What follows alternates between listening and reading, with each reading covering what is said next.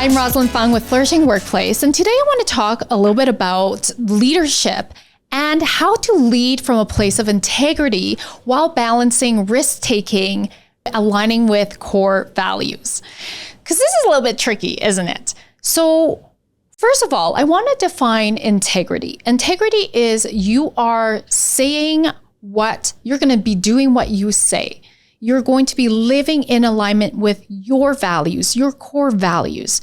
And oftentimes, I think it's safe to say that many of our core values have to do something along the lines of love or relationships, being honest or transparent, and doing what's best, what's good for the greater people.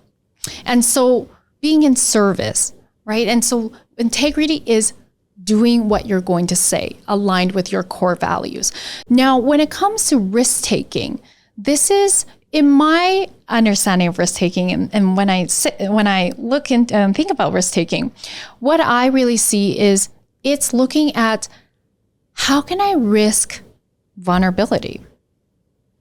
Because vulnerability is the greatest risk we can take. To be vulnerable is scary for a lot of people, and particularly with leaders.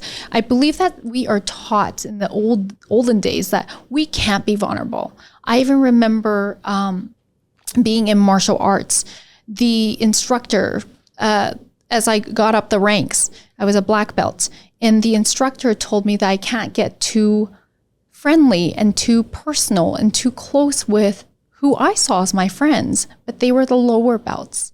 And so I was taught to create space and distance.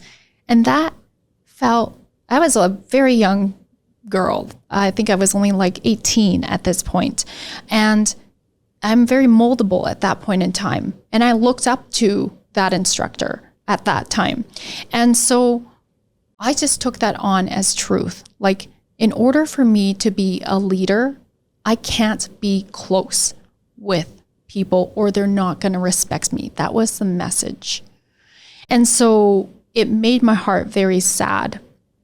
And so what I know to be true is is align with who we really are, align with our values. And one of my core values is love, is relationship.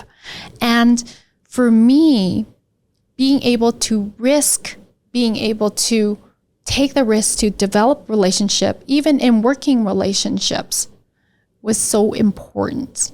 That might not be everybody's value, and that's okay. We all have different values. None of them are better than the others.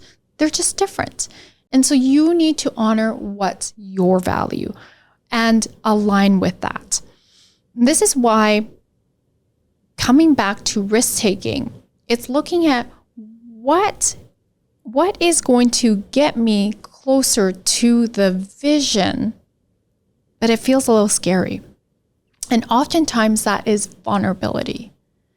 And so when we allow ourselves to take the courage to be vulnerable, particularly as leaders, to be able to share something that feels a little bit like, I don't know how other people are going to take this. It could be a new idea. It could be a new way of being. It could be sharing a story like I just did. But what the purpose of that is moving forward in the vision. And so particularly when we do this, it's really important when we risk take to have that sense of safety within our team. So as a leader, it's very important that we have already created psychological safety so that everybody feels safe to show up, to express themselves, to express their ideas, their concerns, be vulnerable. And so that's how I like to see balancing core values with risk-taking. So I'm going to invite you to think about, what does risk-taking look like for you? And how is that in balancing core values for you? I'd love to hear.